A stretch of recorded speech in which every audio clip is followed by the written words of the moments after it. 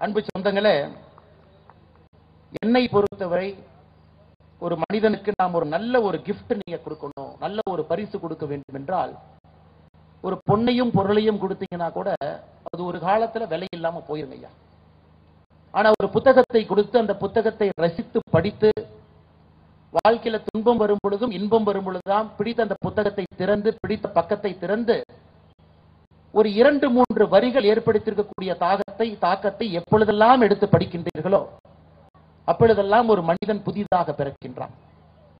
எத்தனையோ புத்தகங்கள் இங்கே நாம் படித்திருந்தாலும் கூட ஒரு 10 புத்தகங்கள் நமக்கு பக்கத்திலேயே இருக்குங்க ஐயா. கஷ்டமான நேரத்துல திறந்து படிப்போம். ஆனா இன்னைக்கு வாசிப்பு பழக்கம் என்பது பெரும் நகரத்துல பின்னோக்கி சென்று கொண்டிருக்கிறது. குறிப்பாக இந்த செல்போன் கருவி வந்த பிறகு எல்லா குழந்தைகளும் கூட இன்னைக்கு ஒரு சமூக வலைதளத்துல தாக்கத்துல மாட்டிக்கொண்டிருக்கின்றார். ஒரு புத்தகத்தை எடுத்து அமைதியாக எந்தவித பாதிப்பும் மனதுக்கு இல்லாம எடுத்து படிப்பதற்கான நேரம் எந்த குடும்பத்திலும் இல்லைங்க ஐயா. அதையும் தாண்டி சில வீட்டில் பெற்றோர்கள் டிவியை கழட்டி வச்சிடறாங்க. கண்டிப்பாக அலைபேசியை பயன்படுத்தக்கூடாது என்கின்ற ஒரு சட்டத்தை வீட்டுக்குள்ள சர்வதிகாரத்தனமாக நடத்துகின்றார்கள். அந்த குழந்தைகள்கிட்ட ஒரு மாற்றத்தை நம்ம பார்க்கிறோம். ஒரு பண்பு இருக்கு, ஒரு பாசம் இருக்கு, ஒரு புத்தகத்தின் மீது ஒரு காதல் இருக்கு. இன்னொரு பக்கம் ஏட்டு சுரக்காய் கறிக்கு உதவாது என்பது போல பள்ளிக்கூடத்திலே சொல்லிக் கொடுக்கக்கூடிய புத்தகங்களை மட்டும் திரும்ப திரும்ப படிக்கிறாங்க. அது மக்க வாமிட்டு வரைக்கும் போறாங்க. அதை படித்தால் மட்டும் வாழ்க்கையிலே ஒரு பெரிய சாதனையை செய்து விடலாம் என்கின்ற நம்பிக்கையில் அதே புத்தகத்தை திரும்ப திரும்ப படிக்கிறாங்க. ரிவிஷன் டெஸ்ட்டுக்கு ஒரு ரிவிஷன் டெஸ்ட். அது போன்ற குழந்தைகள் புத்தகம் படித்தாலும் கூட கல்வியை தாண்டி பள்ளிக்கூடத்தில் இருக்கக்கூடிய புத்தகத்தை தாண்டி இன்னொரு உலகத்தை அறிமுகப்படுத்தக்கூடிய புத்தகத்தை அவங்களும் படிக்கிறது இல்லை. அதனால மிக மோசமான ஒரு சூழல்ல வாசிப்பு பழக்கமே மிக குறைவாக இருக்கக்கூடிய ஒரு காலகட்டத்தில் ஒரு புத்தக திருவிழாவை நடத்துவது அவ்வளவு எளிதான ஒரு வேலை கிடையாது. இத்தனை பதிப்பாளர்கள் எல்லாம் அழைத்து அவர்களுக்கு அந்த நேரம் கொடுத்து அவர்களுக்கு ஸ்டால் போட்டு மக்களை எல்லாம் விளம்பரப்படுத்தி நீங்க எல்லாம் வாங்கன்னு சொல்லி 5 நாட்களும் அதற்கான ஒரு சூழலை இங்கே உருவாக்கி அந்த புத்தகத்தை உங்க கையில வந்து கொண்டு சேர்ப்பதற்கு மேடையில் இருக்கக்கூடிய மனிதர்கள் எவ்வளவு கஷ்டப்பட்டு இருப்பார்கள் என்பதை இந்த நேரத்தில் நான் நினைவு கூறுகின்றேன். ஏற்கனவே சொன்னது போல வெள்ளகோவில்ல 8:30 மணிக்கு கடைசி நாள்ல இத்தனை பேர் வந்து உட்கார்ந்து இருக்கிறீங்கன்னா அது ஒரு சாதாரண ஊர் கிடையாது. இங்கே நான் என்னுடைய ஆரம்ப பள்ளி நான் படித்த ஊர். என்னுடைய எல்கேஜி யூகேஜி என்கின்ற ஆரம்ப கல்வியை வெள்ளகோவில்ல படித்த ஒரு மனிதன் நான். இந்த மண்ணில் உங்களை போல எனக்கும் ஒரு சிறிய சொந்தம் இருக்கிறது. முழு சொந்தம் உங்களுக்கு இருப்பதை போல ஒரு சிறிய சொந்தம் எனக்கும் இருக்கிறது. ஆரம்பகால கல்வியை இங்கே கற்ற என்னுடைய மாமாவினுடைய ஊர், என்னுடைய அம்மாச்சியினுடைய ஊர், இங்கிருந்து அருகாமையில் இருக்கக்கூடிய ஊர். கிட்டத்தட்ட அங்கேயே தங்கி படித்து ஒரு பஸ்ல இங்கே டவுன் பஸ்ல இங்கே வந்து இங்க ஜஸ்ட் இங்கிருந்து ஒரு 2 கிலோமீட்டர் தூரத்தில் இருக்கக்கூடிய பள்ளியிலே படித்து விட்டு மறுபடியும் இங்கிருந்து அவங்களுடைய தோட்டத்திலே ஒரு 2-3 வருடங்கள் நான் வளர்ந்திருக்கின்றேன். ஸோ வெள்ளகோயில் பக்கத்தில் இருக்கக்கூடிய சிறிய சிறிய கிராமத்திலிருந்து வரக்கூடிய துடிப்புமிக்க இளைஞர்கள் ஒரு வேள்வியோடு எப்படி சாதிக்க வேண்டும் என்று காத்து கொண்டிருக்கின்றார்கள் என்பதையும் முழுமையாக அறிந்தவன் நான். அப்படிப்பட்ட அந்த விழாவுக்கு வந்திருப்பது என்னுடைய பெரிய ஒரு பாக்கியமாக இந்த அற்புதமான மாலை நேரத்தில் எத்தனையோ சொந்தங்களை, நண்பர்களை, உறவினர்களை, உற்றோர்களை, சான்றோர்களை, அறிஞர்களை, பெரியோர்களை, தாய்மார்களை, சகோதர சகோதரிகளை ஒரே இடத்துல பார்ப்பது என்னுடைய வாழ்க்கையினுடைய பாக்கியமாகவும் நான் கருதுகின்றேன். அன்பு சொந்தங்களை, எனக்கு தலைப்பு கொடுத்திருக்கின்றார்கள் அச்சம் தவிர என்கின்ற ஒரு தலைப்பு. எல்லா நாளுமே பேச்சாளர்கள் பேசிக்கிட்டே வர்றாங்க ஐயா. அச்சம் இல்லாமல் ஒரு வாழ்க்கையை வாழ முடியுமா அப்படின்னு கேட்டீங்கன்னா நிச்சயமாக முடியாது. அச்சமே இல்லாம ஒரு வாழ்க்கை வாழ்ந்தால் அந்த மனிதன் ஒரு முட்டாளாக மட்டும்தான் இருப்பான். ஒரு கரண்டை போய் தொட்டிங்கனால ஷாக் அடிக்கும். எதற்கும் நான் பயப்பட மாட்டேன் என்று சொல்லி யாரும் போய் ஒரு கரண்டை தொட முடியாதுங்க ஐயா. ரோட்ல ஒரு பஸ் போனா கூட அந்த ஸ்பீடை பார்த்து தான் ரோட்டையே கடக்கிறோம். வேகமா போகணும், பஸ் மேல அடிச்சாலும் ஒன்னும் ஆகாது என்று நினைத்தாலும் கூட நமக்கு பிரச்சனை தான். அச்சம் என்பது வாழ்க்கையில நிச்சயமாக அது இருக்கணும். அச்சம் இருக்கக்கூடிய வாழ்க்கை என்பது பல இடத்துல நமக்கு நாமே பாதுகாப்பான ஒரு வளையத்தை உருவாக்கி வாழ்க்கையை வாழ ஆரம்பிப்போம். ஆனால் அச்சம் என்பது வாழ்க்கையாக மாறும் பொழுதுதான் பிரச்சனை ஆரம்பிக்கிறது. அச்சமே என்னுடைய வாழ்க்கை, எதை கண்டாலும் பயம், எதற்கெடுத்தாலும் பயம். பயம் என்கின்ற ஒரே ஒரு வார்த்தை என்னுடைய வாழ்க்கையில எந்த ஒரு வேலையும் செய்ய விடாம என்னை ஒரு நடைப்பிணமாக வைத்திருக்கிறது என்று சில பேர் நினைச்சா அது உண்மைதாங்க ஐயா. இத பயம் என்கின்ற ஒற்றை வார்த்தை எத்தனையோ மனிதர்கள் பிறக்கும் பொழுது ஆண்டவன் அவர்களுக்கு எந்த உயரத்திற்கு செல்ல வேண்டும் என்கின்ற கட்டளையோடு இந்த பூமிக்கு அனுப்பினார்களோ அந்த உயரத்திற்கு நிறைய மனிதர்கள் செல்லாததற்கு ஒற்றை காரணம் உள்ளத்தில் இருக்கக்கூடிய அதிகப்படியான பயம். அச்சம் தவிர என்கின்ற வார்த்தையை எப்படி பார்க்கிறோம் ஐயா? தேவையில்லாத அச்சத்தை தவிர்க்க வேண்டியதாக நான் பார்க்கின்றேன். தேவையான அச்சம் என்பது நம்முடைய வாழ்க்கையில அடுத்த கட்டம் செல்வதற்கு நிச்சயமாக நமக்கு உதவும். அதில் எந்த மாற்று கருத்தும் இல்லைங்க. இன்னைக்கு உலகத்துல எல்லா இடத்துலையும் திரும்பி பார்க்கிறோம், சாதனை செய்தவர்களை பார்க்கிறோம்.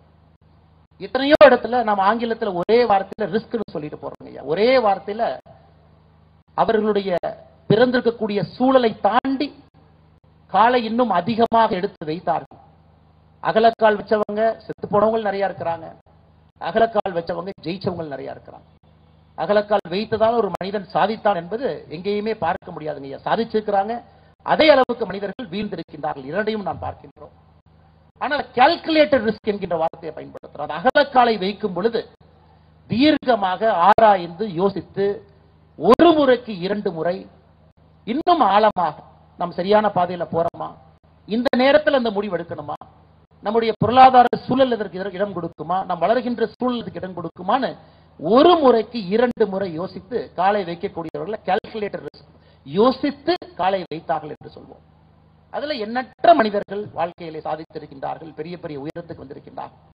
குறிப்பாக சிறு சிறு கிராமத்திலிருந்து யாராலும் நம்ம வர்றோமோ ஐயா, நமக்கு பிகினர்ஸ் டிஸ்அட்வான்டேஜ் என்கின்ற வார்த்தை இருக்கு. ஒரு நகரத்தில் பிறக்கக்கூடிய ஒரு குழந்தைக்கும் எங்கேயோ ஒரு மலையில ஒரு காட்டு பகுதியில பிறக்கக்கூடிய ஒரு குழந்தைக்கும் நிச்சயமாக ஆரம்பத்தில் ஒரு பிரச்சனை இருக்கும். அந்த குழந்தை 100 மீட்டர் ரேஸ்ல ஓடும் பொழுது 80 மீட்டர்ல இருந்து ஆரம்பிப்பாங்க. ஆனா ஒரு கிராமப்புறத்திலிருந்து வரக்கூடிய குழந்தை 100 மீட்டர் ரேஸ் ஓடும் பொழுது 100வது மீட்டர்ல இருந்து ஆரம்பிப்பாங்க. சோ எங்கேயோ பிறந்த ஒரு குழந்தைக்கு சூழல் ஒரு வாய்ப்பை ஏற்படுத்தி கொடுக்கிறது. என் மருத்துவமனையில் எங்க பிறக்கிறோமோ மருத்துவமனையிலேயே அந்த சூழல் ஆரம்பிக்கிறது. எத்தனையோ இடத்துல குழந்தைகள் பிறக்கும் பொழுது இறக்கின்றார்கள். ஆனா நாம எந்த இடத்துல குழந்தை பிறக்கும் பொழுது இறக்கின்றார்கள் அப்படின்னு ஒரு கணக்கெடுத்து பார்த்தீங்கன்னா, எந்த மருத்துவமனையில வசதி இல்லையோ, எங்கே வசதி வாய்ப்பு இல்லாத இடத்துல ஒரு குழந்தை பிறந்து இருக்கின்றார்களோ அங்கிருந்து வாழ்க்கையில பிரச்சனை ஆரம்பிக்கிறது. அதன் பிறகு படிக்கக்கூடிய பள்ளிக்கூடம், அதன் பிறகு அந்த பள்ளிக்கூடத்தில் நமக்கு கிடைக்கக்கூடிய சூழல், குடும்பத்தில் நமக்கு கிடைக்கக்கூடிய சூழல். ஆனால் குறிப்பாக இந்த கிராமப்புறத்திலிருந்து வரக்கூடிய எத்தனையோ குழந்தைகள் வாழ்க்கையில அதிகப்படியாக அவங்க ரிஸ்க் எடுக்கிறாங்க. ஜெயிக்கணும் என்கின்ற வெறி அவர்களுடைய உடம்புக்குள்ள இன்னும் அதிகப்படியா இருக்கு. அவர்களுக்கு அச்சம் தவிர என்கின்ற ஒரு வார்த்தையை வைத்து குறிப்பாக வெள்ளகோவையில் இது பேச வேண்டும் என்பது என்னுடைய ஆசை.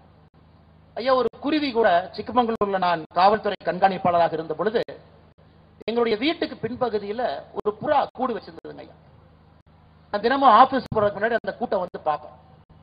அந்த புறா ஒரு முட்டையிட்டு அது ஒரு சின்ன குஞ்சா இருந்தது. எனக்கு ஆரம்பத்தில் பெரிய ஆசை, எனக்கு தெரியாத காரணத்தினால அந்த குஞ்சு இருக்குதே, ரொம்ப கஷ்டப்படுதே, நாம் அந்த குஞ்சுக்கு ஏதாச்சும் செய்ய வேண்டும் என்று இந்த புறா நகரத்துல நம்முடைய வீட்டுல கூடு கட்டி இருக்கு. இந்த புறாக்கு எங்க போனா இறை கிடைக்க போகிறது, நம்முடைய வீட்டில் இருக்கேன்னு நான் வீட்டில இருந்து 2 சோளமோ 2 அரிசியோ டெய்லியும் கொண்டே வச்சுட்டு போவாங்க ஐயா. முதல்ல புறாவுக்கு வச்சேன். புறா அதை சாப்பிடும், கூட்டுக்குள்ள போய் கக்கும். அந்த குழந்தை அந்த அரிசியோ, அந்த குழந்தை அவங்க தாய் கக்கக்கூடிய ஒரு உணவை சாப்பிடும். கொஞ்ச நாளைக்கு அப்புறம் இன்னும் யோசிச்சு, எதற்கு நேராக தாய் மூலமாக குழந்தைக்கு கொடுக்கணும், நேரடியா கூட்டு பக்கத்திலே வச்சிடலாமே, அந்த புறாவினுடைய குஞ்சு நேரடியாக சாப்பிட வேண்டும் என்று வைக்க ஆரம்பிச்சு. ஒரு 15-20 நாட்கள் கழித்து ஒரு நாள் பார்த்தீங்க, அந்த குஞ்சு கீழே விழுந்து இறந்து கிடந்தது. பெரிய ஒரு மனதில் ஒரு அதிர்ச்சி. நாம் தவறு செய்து விட்டோமோ, நாம் அந்த இறை வச்சனாலதான் அந்த குஞ்சு செத்து போச்சு அப்படின்னு சொல்லிட்டு நான் ஆழ்ந்து பார்த்தேங்க ஐயா.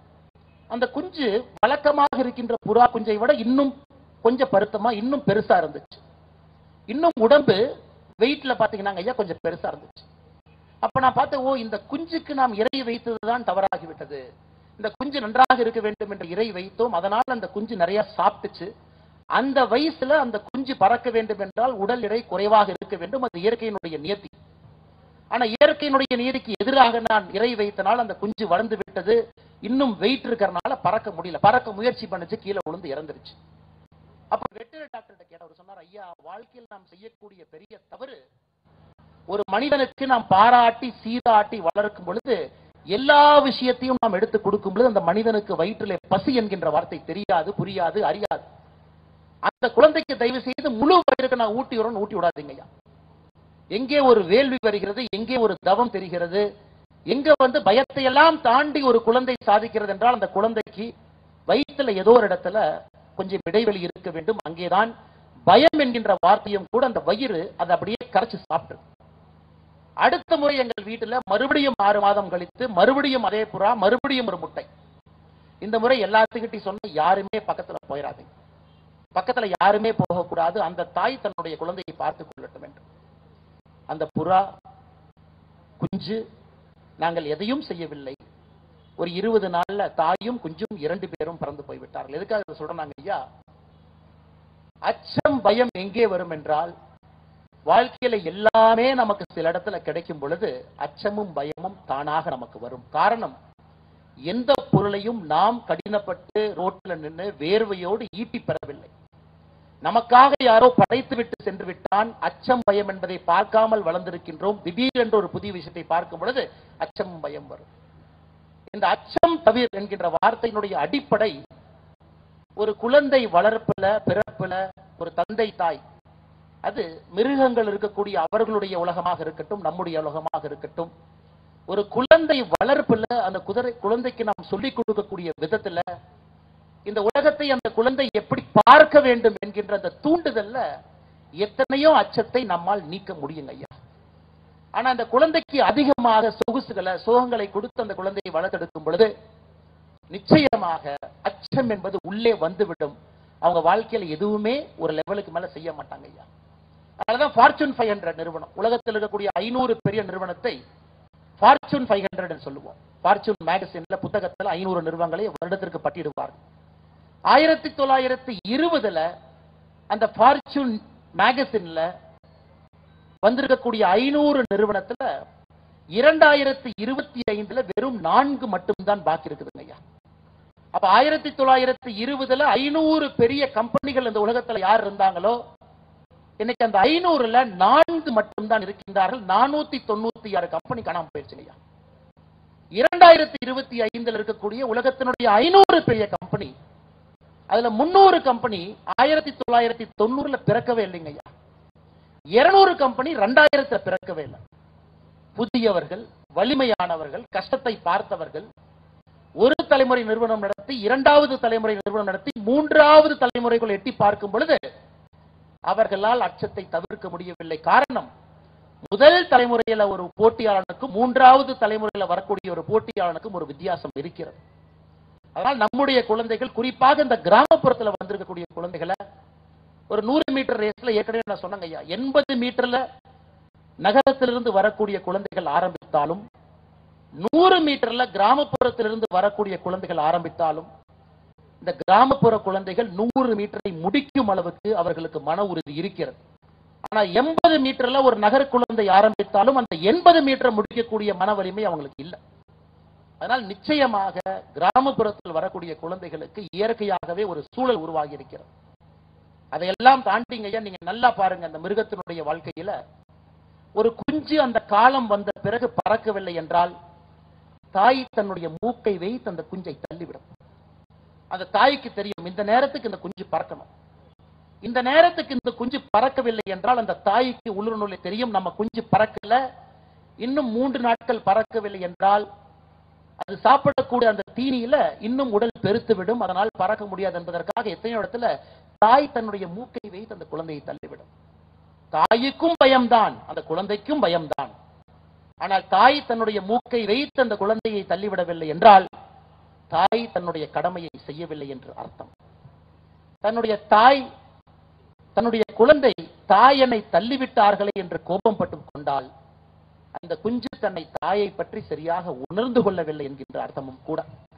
அதனால எத்தனையோ நேரத்துல நம்முடைய தந்தை தாய், நாம் இன்னைக்கு தந்தையாக மாறும் பொழுது நம் தந்தையின் மீது மரியாதை இன்னும் அதிகமாக வருகிறது. நம்ம தந்தை எதற்காக நமக்காக அதை செய்தார், எதற்காக நம்மிடத்துல பல இடத்துல கடினமாக நடந்து கொண்டார், எதற்காக எத்தனையோ இடத்துல இதை செய்ய வேண்டும் என்று சில இடத்துல வற்புறுத்தினாங்க, சில இடத்துல துன்புறுத்தினாங்க. நாம் தந்தையாக வரும் பொழுது ஒரு தந்தையின் பார்வையில் குழந்தையை பார்க்கிறோம். நம் குழந்தையாக இருக்கும் பொழுது தந்தையின் பார்வையில பார்க்கிறது இல்லை. ஆனால் நிச்சயமாக நம்முடைய குழந்தைகளுக்கு நீங்க அந்த சூழலை உருவாக்கணும். அந்த குழந்தை அந்த அச்ச உணர்வு தன்னுடைய வாழ்வியல் முறையில கொஞ்சம் கொஞ்சமாக தேவையில்லாத அச்ச உணர்வை எல்லாம் எடுக்க ஆரம்பிக்க வேண்டும். உலகத்தினுடைய வரலாறு எல்லாம் பாருங்க. 1933 அமெரிக்காவில் மிகப்பெரிய பொருளாதார வீழ்ச்சி. FDR, பிராங்க்லின் டி ரூஸ்வெல்ட் என்கின்ற அமெரிக்க அதிபர் அதிபராக பதவியேற்கின்றார். தன்னுடைய முதல் பேச்சு, மக்கள் எல்லாம் லட்சக்கணக்கான மக்கள் நம்முடைய அதிபர் என்ன பேச போறார். அமெரிக்கா தன்னுடைய வாழ்க்கையில மிகப்பெரிய பொருளாதார வீழ்ச்சியிலே மாட்டியிருக்கிறது. புதிய அதிபர் நிச்சயமாக நமக்கு நல்லது செய்வார் என்கின்ற ஏக்கத்தோடு பார்த்துக் கொண்டிருக்கின்றார். அந்த அதிபர் தன்னுடைய பேச்சை துவங்குகின்றார். இப்படித்தாங்க ஆரம்பிக்கிறார். The only thing to fear is fear itself என்று சொல்லுகின்றார். என்ன அர்த்தம் ஐயா? பயத்தை விட நாம் இன்னும் பயப்படுவது பயத்தை பார்த்து என்று சொல்லுகின்றார். The only thing to fear is fear itself. அதாவது பயம் என்கின்ற வார்த்தை என்பது ஒரு சாதாரண ஒரு வார்த்தை. அதை நாம் எப்படி பார்க்கின்றோமோ அதிலே நம்முடைய வாழ்க்கை இருக்கிறது என்கின்ற உட்பொருளோடு பேசலாம்.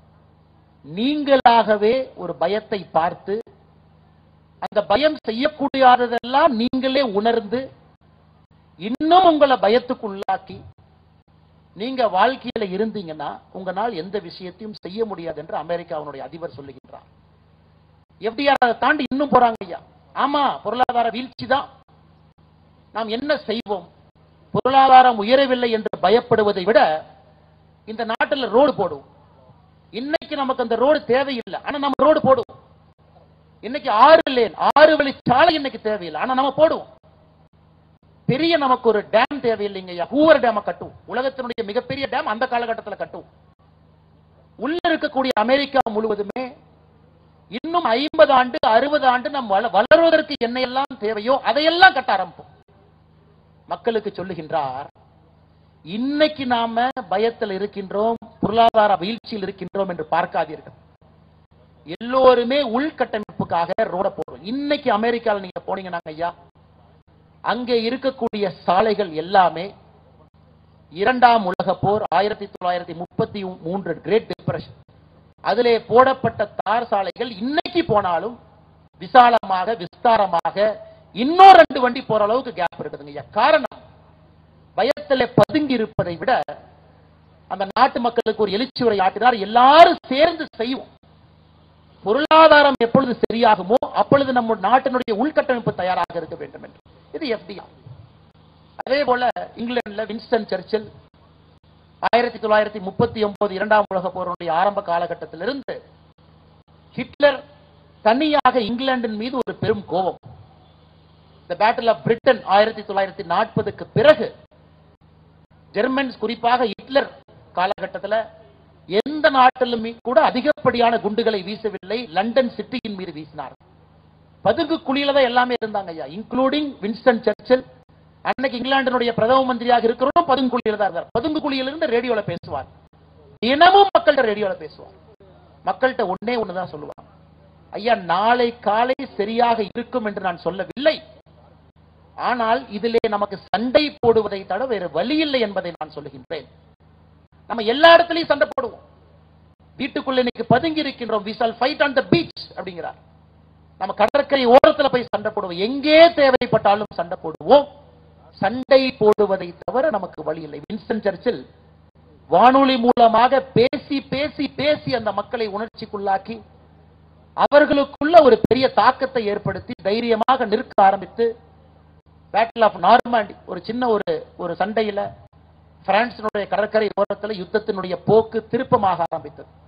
அதன் பிறகு சரித்திரம் இங்கிலாந்துடைய பக்கம் வந்துச்சுங்க. 1945க்கு பிறகு பாருங்க, அச்சம் என்பது நிச்சயமாக தேவையில்லாத அச்சம் தவிர்க்கப்பட வேண்டும். தலைமை பண்பு இருக்கக்கூடிய தலைவர்கள், வீட்டில் இருக்கக்கூடிய பெற்றோர்கள், பெரியவர்கள், குறிப்பாக ஆசிரியர்கள் ஒரு குழந்தைக்கும் எடுத்து சொல்லி அந்த அச்சத்தை எப்படி தவிர்ப்பது, அடுத்த கட்டம் எப்படி செல்வது என்று சொல்லும் பொழுது அந்த FDR சொல்லாரு பாருங்க, the only thing to fear is fear itself. பயத்தை விட அதிகமாக பயப்படுவது பயத்தை பார்த்து. பயத்துக்கே அந்த பிரச்சனை இல்லை, ஆனா பயத்தினால இதெல்லாம் உருவாகும் என்று பயப்படுகின்றோம் இல்லைங்களா, அது பயத்தை விட கொடியது என்று சொல்லுகின்றார். ஐயன் திருவள்ளுவர் அவர்களும் 428வது குறள் அவரு இதை சொல்றார். பயம் இருக்கணும், நீ பயம் இல்லை என்று வேலை செய்தால் அது பேதமையாய். ஆனா எந்த பயம் இருக்க வேண்டும், எந்த பயம் இருக்கக்கூடாது என்பதை உணர்ந்து செயல்பட்டீங்கன்னா நீங்க வெற்றி அடைவீங்க. திருவள்ளுவர் அவர்கள் இன்னொரு காலகட்டத்தில் சொல்றாங்க. அன்பு சொந்தங்களே, நம்முடைய நாடு இன்னைக்கு ஒரு மிகப்பெரிய ஒரு முக்கியமான தருணத்தில் நின்று கொண்டிருக்கின்றோம். அதிக காலம் இல்லைங்கய்யா, நமக்கு இன்னும் 35 ஆண்டுகள் இருந்து 40 ஆண்டுகள் மட்டும்தான் இந்த நாடு வளர்ச்சி பாதையில் இருக்கும். அதன் பிறகு இந்த நாட்டில் வயதானவர்களுடைய எண்ணிக்கை அதிகமாக இருக்கு. இன்னைக்கு சராசரி வயது 29, 30 இருக்கிறோம் ஐயா. சைனாவுடைய சராசரி வயது 41. 30 ஆண்டு காலம் சைனா வளர்ந்துட்டான். நாம இன்னைக்கு 20, 30 இருக்கும். 29, 30 இருக்கும். இன்னும் 35 ஆண்டுகள் கழித்து 2060 வரும் பொழுது நம்முடைய சராசரி வயது 47க்கு போயிருங்க ஐயா. அதன் பிறகு வீழ்ச்சி அடைய ஆரம்பிப்போம். காரணம், மக்கள் குழந்தை பெற்றுக்க மாட்டாங்க. ஒரு தாய் ஒரு குழந்தை அல்லது எத்தனையோ படித்த பெண்கள் குழந்தை வேண்டாம் என்று முடிவெடுத்து விடுவார். எப்படி ஜப்பான் பார்த்தீங்கன்னா ஒரு ஆண்டுமே அங்கே குழந்தை பெற்றுக் கொள்வர்கள் குறைந்து கொண்டிருக்கின்றார்கள். ஜப்பானுடைய மக்கள் தொகை கீழே வருது. சைனா முதல் முறையாக கடந்த ஆண்டு சைனாவுடைய மக்கள் தொகை போன ஆண்டு குறைந்தது 2 மில்லியன், 20 லட்சம். 2023 விட 2024 சீனாவில் 20 லட்சம் பேர் மக்கள் தொகையில வீழ்ந்திருக்கிறார். இன்னும் சைனா கீழே போக ஆரம்பிச்சிருச்சுங்க மக்கள் தொகையில. நமக்கு இன்னும் 30 ஆண்டுகள் மட்டும்தான் இளமையான ஒரு நாடாக இருப்போம். 2060 வரும் பொழுது 47 வயசு சராசரியாக ஆகிரும்.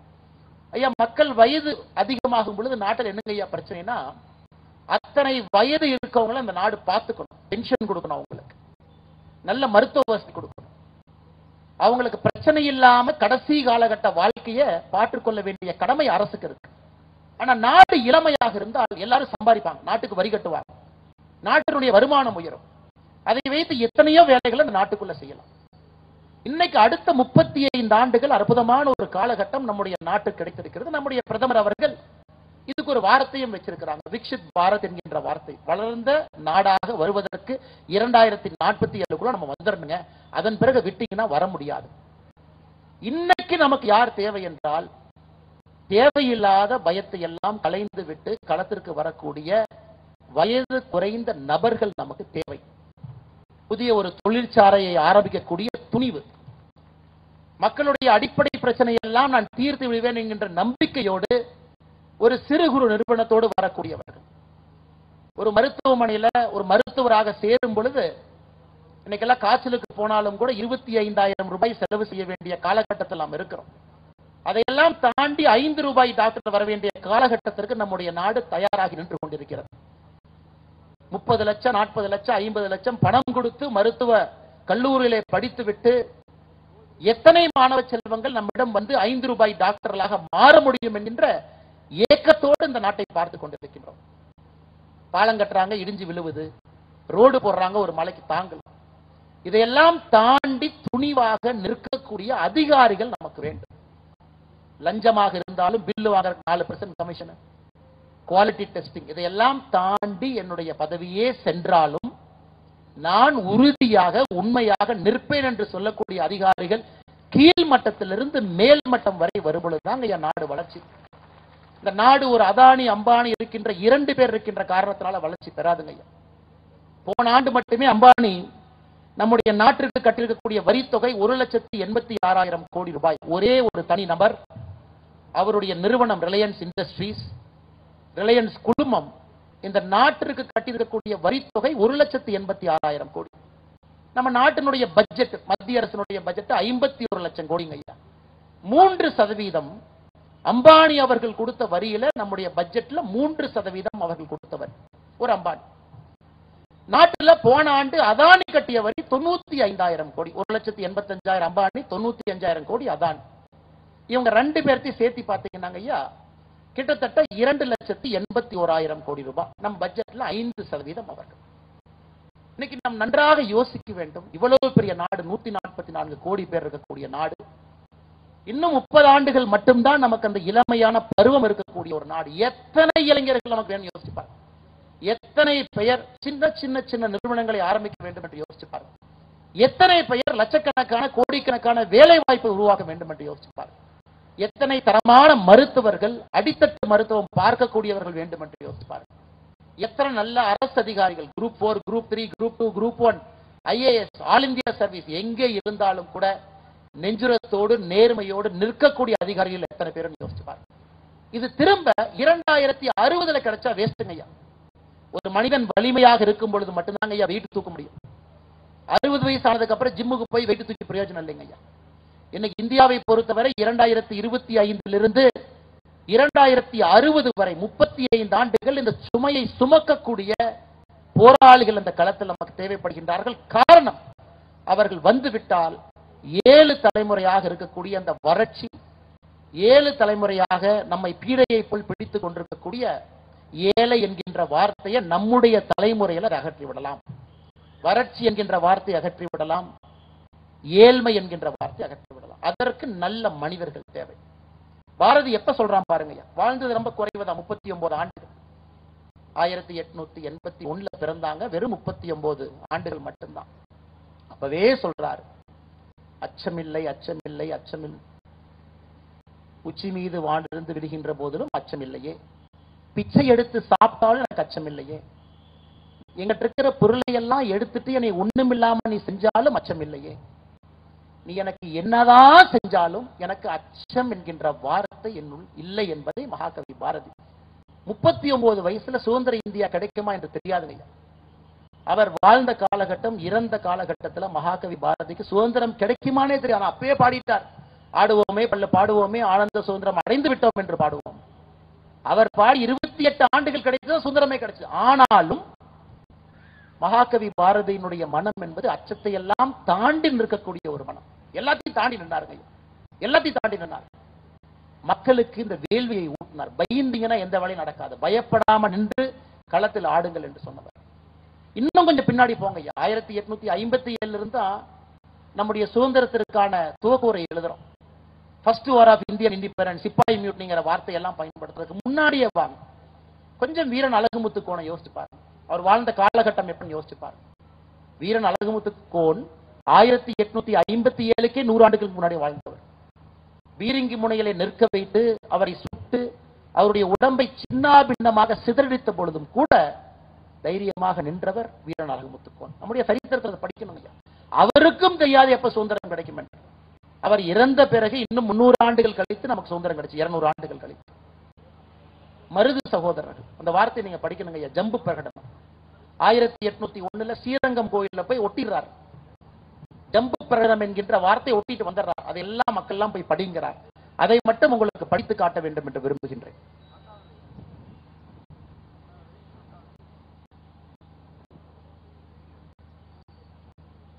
(1801) அப்பொழுதே சுதந்திரம் வேண்டும் என்று ஸ்ரீரங்கத்தினுடைய கோவில்ல பெரிய மருது ஒட்டிடுறாருங்க, போஸ்டர் மாதிரி ஒட்டிடுறாரு. அதுல அவர் சொல்றாரு, ஜம்பு தீபகற்பத்தில் உள்ள ஜம்பு தீவில் வாழும் அந்தணர்கள், மறையர்கள், சத்திரியர்கள், வைசியர்கள், சூத்திரர்கள், சாம்பவர்கள், முசல்மான்கள் முதலான அனைத்து சாதியருக்கும் தெரியப்படுத்தும் அறிவிப்பு என்னவென்றால், மேன்மை தாங்கிய நவாப் முகமது அலி அவர்கள் முட்டாள்தனமாக ஐரோப்பியர்களுக்கு நம்மிடையே இடம் கொடுத்து விட்டதன் காரணமாக இப்பொழுது அவர் ஒரு விதவையை போல் ஆகிவிட்டார். ஐரோப்பியர்களே தங்களுடைய வாக்குறுதிகளை மீறி அவருடைய அரசாங்கத்தை தங்களுடைய அரசாங்கமாக ஆக்கிக் கொண்டிருக்கின்றார்கள். நாட்டு மக்கள் அனைவரையும் நாய்களாக கருதி ஆட்சி அதிகாரம் செய்து வருகின்றார்கள். உங்களிடையே ஒற்றுமையும் நட்பும் இல்லாத காரணத்தினால் ஐரோப்பியரின் சூழ்ச்சியை புரிந்து கொள்ள இயலாமல் உங்களுக்குள் ஒருவரை ஒருவர் பழிதூற்றிக் கொண்டது மட்டுமின்றி நாட்டையும் அந்நியரிடம் ஒப்படைத்து விட்டீர்கள். இந்த ஈனர்களால் இப்பொழுது ஆளப்படும் பகுதிகள் எல்லாம் மக்கள் பெரிதும் ஏழ்மையில் உழல்கின்றார்கள்.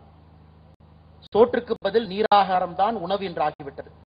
இப்படி துன்பப்படுவது தெரிந்த போதிலும் எக்காரணங்களாலும் இத்துன்பங்கள் ஏற்பட்டன என்பதை பகுத்தறிவாயும் புரிந்து கொள்ளவும் இயலாத நிலையில் மக்கள் இருக்கின்றார்கள். 1000 ஆண்டுகள் வாழ்வதாக இருந்தாலும் மனிதன் கடைசியில் செத்துத்தான் ஆக வேண்டும். ஆதலால் பாளையங்களில் உள்ள ஒருவரும் போர்க்கோளம் பூண்டு ஒன்றுபட வேண்டும். இந்த ஈனர்களின் பெயரை கூட அந்த நாட்டில் மிஞ்சி இருக்காமல் செய்ய வேண்டும். அப்பொழுது மட்டும்தான் ஏழைகளுக்கு இல்லா கொடுமையால் அல்லல் படுவோரும் வாழ முடியும். அதே நேரத்திலே இந்த ஈனர்களுக்கு தொண்டூழியம் செய்து நாயை போல் சுக வாழ்வு வாழ விரும்புகின்றவன் எவனாவது இருந்தால் அத்தகைய பிறவிகள் ஒழித்து கட்டப்பட வேண்டும்.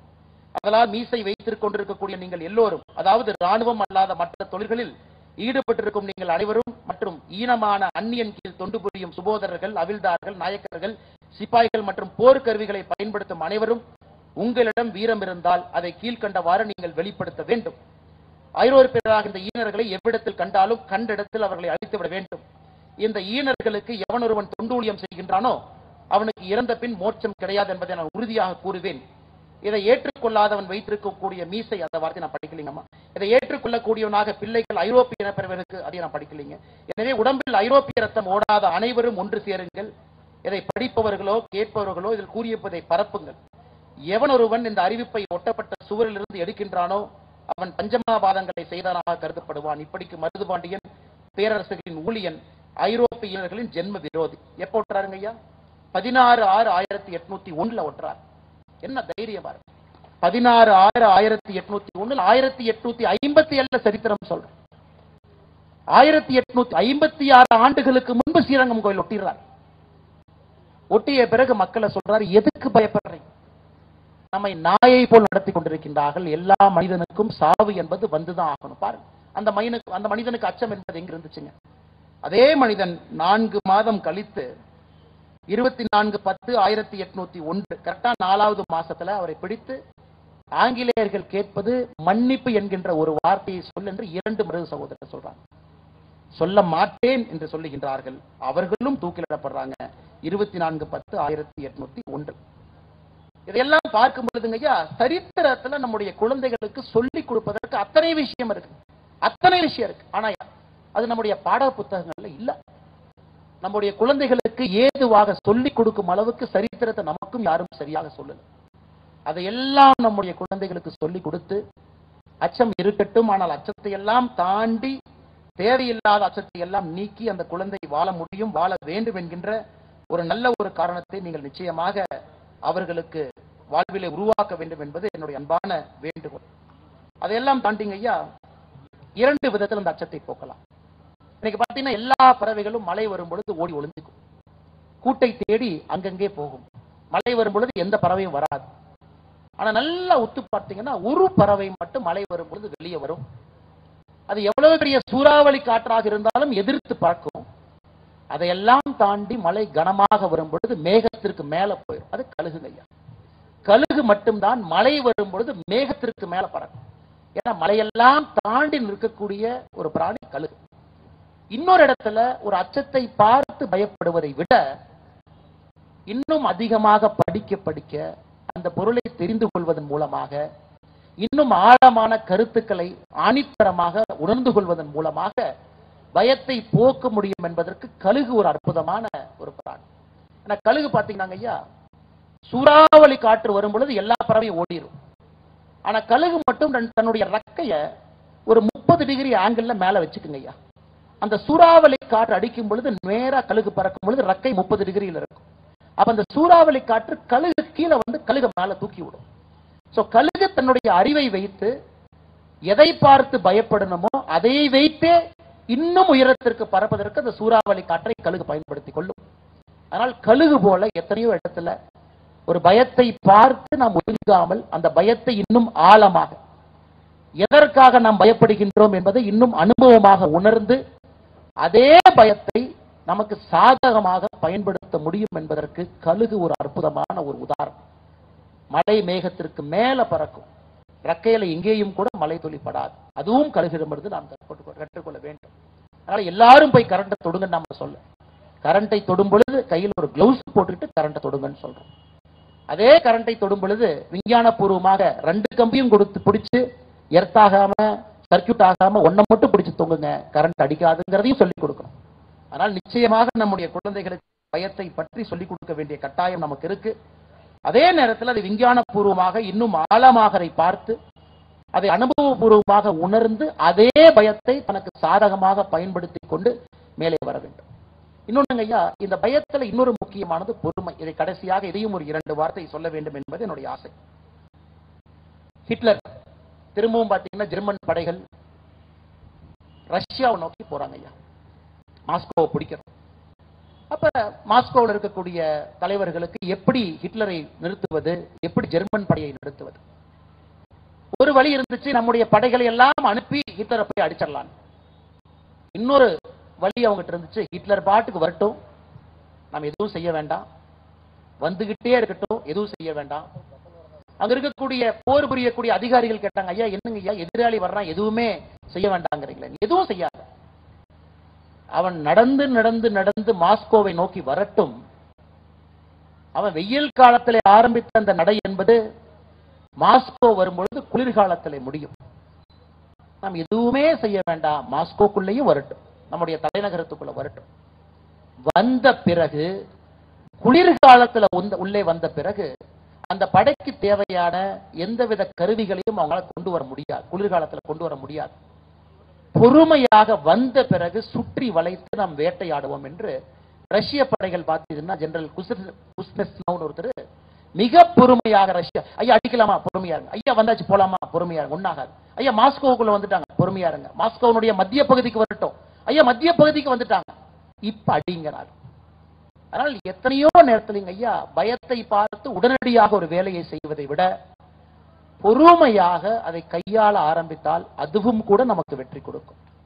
அது எத்தனையோ நம்முடைய சரித்திரத்தில் நாம் பார்க்கும் பொழுது இன்னும் பொறுமையாக இன்னும் பொறுமையாக இன்னும் பொறுமையாக கரெக்டா அந்த நேரத்தில் போய் அடிக்கணுங்க ஐயா. என்னதான் ஒரு பழம் இருந்தாலும் மரத்துல அது பழுத்து அது விழ வேண்டும் என்று நினைக்கின்ற நேரத்தில் மட்டும்தான் அது கனியாக கீழே வரும். அதற்கு ஒரு மனிதனுக்கு பொறுமை வேண்டும். அதனால் பயத்தை எத்தனையோ இடத்துல வெல்லலாம். ஒன்று, பயம் வரும் பொழுது அதே பயத்தை பயன்படுத்தி மேல போக முடியுமான்னு பார்க்கலாம். அந்த பயத்தை பொறுமையாக கையாள முடியுமா பார்க்கலாம். அதையெல்லாம் தாண்டி அந்த பயம் வரும் பொழுது பயத்தை இன்னும் உன்னிப்பாக ஆழமாக படித்து அனுபவமாக உணர்ந்து அதை தவிர்க்கலாகுமா அதையும் பார்க்கலாம்.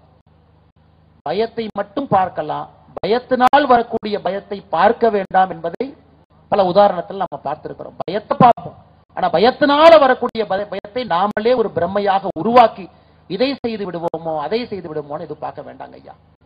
அதனால் நம்முடைய கடமை நம்முடைய குழந்தைகளை நல்ல ஒரு வாழ்க்கை சிறப்பாக வளர்த்த வேண்டியது கடமை. ஒரு தாய் பருந்தை போல மூக்கை வைத்து குழந்தையை தள்ளிவிட வேண்டிய நேரத்தில் தள்ளிவிட்டு தாங்க ஐயா ஆகணும். அப்பொழுது மட்டும்தான் அந்த சின்ன அந்த பருந்து பறக்க ஆரம்பிக்கும். அது இயற்கையினுடைய நியதி.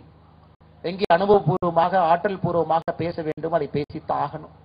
அதற்கு புத்தகம் என்கின்ற அற்புதமான ஒரு கருவிய ஒரு வாசிப்ப பழக்கத்தை ஆரம்பிச்சு கொடுங்க. ஒரு தந்தை தாய் உற்றோர்கள் உறவினர்கள் நீங்க யாராக இருந்தாலும் புத்தகத்தை அன்பளிப்பாக கொடுக்க ஆரம்பிங்க. அதையெல்லாம் தாண்டி கடைசியா நம்ம எல்லோருமே இங்கே பெருமை மிகுந்த தமிழர்களுங்க ஐயா, எல்லாமே பெருமை மிகுந்த தமிழர்கள். நம்முடைய மொழியின் மீது தாய்மொழியின் மீது மாறாத காதல் பட்டாத பாசம் இருக்கு. ஆனாலும் புரிந்து கொள்ள வேண்டும், நம்முடைய குழந்தைக்கு இன்னொரு மொழியை நம்ம சொல்லிக் கொடுக்காதனால அந்த மொழியில் இருக்கக்கூடிய வாழ்க்கை ரகசியங்கள் அந்த குழந்தைக்கு எப்படிங்க ஐயா தெரியும்? எனக்கு ஞானபீட விருதுன்னு சொல்றாங்க ஐயா, விருது. இந்தியாவில் மிகச்சிறந்த எழுத்தாளர்களுக்கு வருடத்துல ஒரு மொழியில ஒரு எழுத்தாளர் கொடுக்கப்படுகின்ற ஒரு விருது ஞானபீட விருது. தமிழ் மொழியில கடைசியாக அதை வாங்கியவர் ஐயா ஜெயகாந்தன் அவர்கள் 2002 ஜெயகாந்தன் ஐயா வாங்கியிருக்கிறார். 2 நூல்கள் தமிழ்ல ஞானபீடம் வாங்கியிருக்கு. ஆனா ஹிந்தியில 11 நூல்கள் வாங்கியிருக்கிறது, கன்னடத்துல 9 நூல்கள் வாங்கியிருக்கிறது, ஒரிசால 4 வாங்கியிருக்கிறது. அப்ப இந்த ஞானபீட நூல்களை மட்டும் நீங்க கூகுள் பண்ணி பாருங்க. இந்தியாவில் இருக்கக்கூடிய எல்லா மொழிகளிலும் இருக்கக்கூடிய மிகச்சிறந்த புத்தகங்கள் 1964க்கு பிறகு எழுதப்பட்ட புத்தகங்கள் வருடத்திற்கு ஒரு விருது அரசு கொடுக்கிறாங்க. அப்ப நம்முடைய குழந்தைக்கு ஒரு மொழியை நாம் எக்ஸ்ட்ரா சொல்லிக் கொடுக்கறனால, தாய்மொழி இருக்கட்டும் ஆங்கில மொழி இருக்கட்டும், மூன்றாவது ஒரு மொழி படிக்கும் அளவுக்கு பேசும் அளவுக்கு நம்ம சொல்லிக் கொடுக்கறனால ஐயா அந்த மொழியில் இருக்கக்கூடிய எல்லா இலக்கியங்களும் இந்த குழந்தை முன்னாடி வந்து நிற்கும். எப்படி நம்முடைய ஐயன் திருவள்ளுவரை நாம படிக்கிறோம் அதுல தெரிஞ்சுக்கிறோம். அதே போல கர்நாடகால குவம்புங்கிற ஒரு ஆள் இருக்காருங்க, அற்புதமான எழுத்தாளர். அத்தனை வாழ்க்கை ரகசியங்கள்லாம் உள்ளே வைத்து சொல்லக்கூடிய ஒரு ஞானபீட விருது வாங்கிய ஒரு மனிதர். அவருடைய நூல்களும் படிப்பதற்கு வருவார். இந்திரே என்கின்ற அறிஞர் அவருடைய நூலையும் படிப்பதற்கு வருவார். ஹிந்தியில் ஒரு புத்தகத்தை எடுத்து அதையும் படிப்பதற்கு வருவார். ஒரிசால ஒரு புத்தகத்தை ஒடியால் எடுத்து அதையும் படிப்பதற்கு, ஏன் பிரெஞ்சு ஜெர்மன் எத்தனை அற்புதமான எழுத்தாளர்கள் இருக்கின்றார்கள் அதை படிப்பதற்கு. அதனால் நிச்சயமாக புத்தகம் என்று வந்துவிட்டால் நம்முடைய மொழி என்பது தடையாக இருக்கக்கூடாது என்கின்ற அன்பான வேண்டுகோளையும் உங்களுக்கு வைக்கின்றேன். எவ்வளவு மொழிகள் நமக்கு தெரியுமோ அவ்வளவு நல்லதுங்க ஐயா. மகாகவி பாரதி தன்னுடைய தாய்மொழியை மட்டும் படித்துவிட்டு யாமறிந்த மொழிகளிலே தமிழ் மொழி போல் இனிதாவது எங்கும் இல்லைன்னு அவர் சொல்லிங்க ஐயா. அவருக்கு எழுத படிக்க அற்புதமாக பிரெஞ்சு தெரியும். மகாகவி பாரதிக்கு எழுது படிக்க அற்புதமாக உருது தெரியும். எழுத படிக்க 8 மொழிகள் தெரியும். நாம் எத்தனை இடத்துல 14 மொழிகள் சொல்றோம். உறுதியாக அவருக்கு 8 மொழிகள் தெரியும். மிச்ச 6 மொழிகள் பேச தெரிந்திருக்கின்றான். 14 மொழிகள் என்று சொல்லுகின்றோம். இத்தனை மொழிகள் தெரிந்த பிறகு அவர் சொல்லுகின்றார் என்னுடைய தாய்மொழியை போல் எங்கேயும் இல்லை. அதனாலதான் மகாகவி பாரதியை பொறுத்தவரை காசிக்கு சென்றும் அங்கேயும் வாழ முடிந்தது. கல்கட்டால போய் சகோதரி நிவேதிதாவை பார்த்து அங்கேயும் அவரால் வாழ்ந்த முடிந்தது. பிரெஞ்சு பேசக்கூடிய புதுச்சேரியில 10 ஆண்டு காலம் வாழ்ந்து அங்கேயும் வாழ முடிந்தது. ஆனா எல்லா இடத்திலும் தன்னுடைய தாய்மொழியை விட்டுக் கொடுக்கவில்லை, நாட்டினுடைய சுதந்திர வேள்வியை விட்டுக் கொடுக்கவில்லை. ஆனால் உங்களுடைய குழந்தைகளுக்கு என்னுடைய அன்பான வேண்டுகோள், நீங்க கொடுக்கக்கூடிய இன்னொரு பெரும் பரிசும் கூட ஒரு 3வது 4வது மொழியை வெறும் பேசும் அளவுக்கு நீங்க சொல்லிக் கொடுங்க. பேசும் அளவுக்கு அந்த மாநிலத்திலிருந்து வரக்கூடிய ஒருவரை பார்த்து ஒரு 10 நிமிஷம் 5 நிமிஷம் அவர் தாராளமாக பேசும் அளவுக்கு சொல்ல கொடுக்கக்கூடிய கடமை ஒரு பெற்றோருக்கும் இருப்பதாக நான் பார்க்கின்றேன். தாய்மொழியினுடைய பெருமை உயர வேண்டும் என்றால் மற்ற மொழிகளும் கொஞ்சமாவது தெரிந்திருந்தால் மட்டும்தான் நம்முடைய தாய்மொழியினுடைய பெருமை அது உயரும். அது ஏன்னா எந்த மாநிலத்துக்கு நம்ம போனாலும் நம்மளை தமிழ்காரனா தான் பார்ப்பாங்க. நானும் கர்நாடகாவிலே 10 ஆண்டு கால வேலை செய்திருக்கின்றேன். ஆனா ஒரு முறையும் என்னை மெட்ராஸ்காரம்பாங்க, சென்னைக்காரம்பாங்க, தமிழ்நாட்டுக்காரம்பாங்க, தமிழ் பேசுறோன்னு தான் சொல்லுவாங்க. அந்த மொழியை நான் சரளமாக பேச ஆரம்பித்தும் கூட இவன் தமிழ்நாட்டுக்காரன் தான். நம்முடைய அடையாளம் என்பது நம்மை விட்டு எங்கேயும் போகாது. அதற்காக பயந்து ஒரு மொழியை கற்க மாட்டேன் என்று சொல்லி நாம் நம்மை ஒரு இருட்டு சிறைச்சாலைக்குள்ள அடைத்துக் கொள்ள வேண்டாம் என்கின்ற அன்பான வேண்டுகோளை நீங்க தெரிவித்து, அத்தனை மொழிகளுடைய இலக்கியமும் உங்களுடைய குழந்தைகள் முன்பு வந்து நிற்கட்டும். லியோ டோல்ஸ்டாய் ரஷ்யால எழுதுனதை படிப்பாங்க ஐயா, தப்பே இல்லை, கொஞ்சம் தெரிஞ்சா படிச்சிடலாம். ஆங்கில மொழிகள் இருக்கக்கூடிய அத்தனை புத்தகங்களும் வரட்டும். உங்களுக்கு உலகத்துல ஒரு கலாச்சாரத்தை அழிக்க வேண்டும் என்றால் முதல்ல என்ன செய்வாங்க ஐயா? அந்த கலாச்சாரத்தில் இருக்கக்கூடிய நூலகத்தை அழிப்பாங்க. தி பர்னிங் ஆஃப் அலெக்சாண்ட்ரியா லைப்ரரி ஈஜிப்ட்ல 1.5 வருஷம் லைப்ரரி எரிச்சாங்க ஐயா. 1.5 வருஷம் எரிச்சாங்க. நலந்தா லைப்ரரி 6 மாசம் எரிச்சாங்க.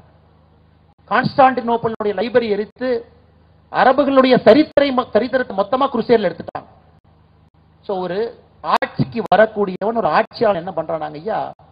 ஒரு கலாச்சாரத்தை அழிக்க வேண்டும் என்றால் அந்த கலாச்சாரத்தினுடைய நூலகத்தை அழிக்கிறான், அதில் இருக்கக்கூடிய புத்தகத்தை அளிக்கின்றார். திரும்ப அந்த கலாச்சாரம் மீண்டு வந்து 2000 ஆண்டுகளாக எழுதப்பட்ட புத்தகத்தை மறுபடியும் உருவாக்குவதற்கு எத்தனை ஆண்டுகள் தேவைப்படும் என்று யோசியுங்கள். அதனால் நூல்களை வாங்குவோம், வாசிப்போம். அதை படிச்சு முடிச்ச பிறகு நம்ம வீட்டுல சிலந்தி வலையாக கரையானுக்கு மாட்டி அது சாப்பிடாம அதை ஒருத்தருக்கு அன்பான கிஃப்டா கொடுத்துருவோங்க ஐயா, பரிசா கொடுத்துருவோம். படித்து முடித்த பிறகு அந்த புத்தகத்தை ஒரு கிஃப்டா கொடுக்கிற மாதிரி ஒரு அற்புதமான விஷயம் எதுவுமே இல்லைங்க ஐயா. நமக்கு தெரிந்தவர்களுக்கு நீங்களே ஒரு கைப்பட எழுதி இந்த புத்தகத்தில் எனக்கு இது பிடித்திருந்ததுன்னு ஒரு பின்பக்கத்திலே அனுப்பிடுங்க ஐயா. வாழ்க்கையில மிகப்பெரிய மாற்றத்தை ஏற்படுத்தும். அது நிச்சயமாக நீங்கள் எல்லாம் செய்வீர்கள் என்கின்ற நம்பிக்கை. அதே போல 6வது ஆண்டில் இருக்கக்கூடிய வெள்ளகோவில் மகாத்மா காந்தி நற்பணி மன்ற அறக்கட்டளை நடத்தக்கூடிய இந்த புத்தக திருவிழா என்பது வருகின்ற காலத்துல இன்னும் பெரிய ஒரு திருவிழாவாக, புத்தக திருவிழாவுக்கெல்லாம் ஒரு மிகப்பெரிய திருவிழாவாக இங்கு இருக்க வேண்டும்.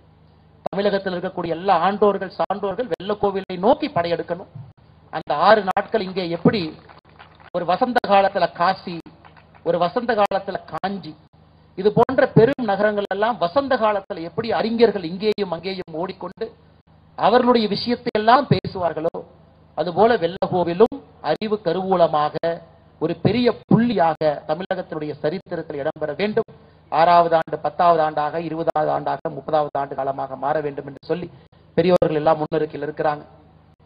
எல்லா கட்சியை சார்ந்த அற்புதமான தலைவர்கள் இருக்கின்றார்கள். வெள்ளக்கோவிலுக்கு உழைத்தவர்கள் இங்கே இருக்கின்றார். மரியாதைக்குரிய எல்லா தலைவர்களும் எல்லா கட்சியிலிருந்தும் வந்திருக்கின்றார்கள். மரியாதைக்குரிய அனைத்து இந்திய அண்ணா திராவிட முன்னேற்ற கழகத்திலிருந்து, திராவிட முன்னேற்ற கழகத்திலிருந்து, காங்கிரஸ் கட்சியிலிருந்து எல்லா பெரியவங்க இங்க இருக்கிறாங்க. கட்சியெல்லாம் தாண்டி இணைந்து எல்லா அரசியல் தலைவர்களும் இந்த புத்தக திருவிழாவுக்காக ஒன்றாக இணைந்திருக்கின்றார்கள் என்பதே வெள்ளக்கோவில் மக்கள் கொடுத்திருக்கக்கூடிய ஒரு முக்கியமான செய்தி. அதற்கும் உங்களுக்கு இந்த பாராட்டுக்களை தெரிவித்து, முன்னெருக்கில் இருக்கக்கூடிய தலைவர்களும் கூட சித்தாந்தத்தை எல்லாம் கொஞ்ச நேரம் ஒதுக்கி வைத்துவிட்டு அறிவுக்காக புத்தகத்திற்காக ஒன்றாக இணைந்து மக்களுக்காக வந்திருக்கக்கூடிய எல்லா தலைவர்களுக்கும் இந்த நேரத்தில் என் நெஞ்சார்ந்த நன்றிகளை தெரிவித்து, மேடையின் மீது இருக்கக்கூடிய தலைவர்களுக்கும் நன்றியை தெரிவித்து, வாய்ப்பு கொடுத்த நல்ல உள்ளங்களுக்கும் நன்றியை தெரிவித்து என்னுடைய உரையை முடித்துக் கொள்கின்றேன். நன்றி, வணக்கம். உங்கள் இதயங்களின் எண்ணமாய், உங்கள் பதிவுகளின் வண்ணமாய் தாமிரா வெப் டிவி. உங்கள் பதிவு நிரந்தர பதிவு.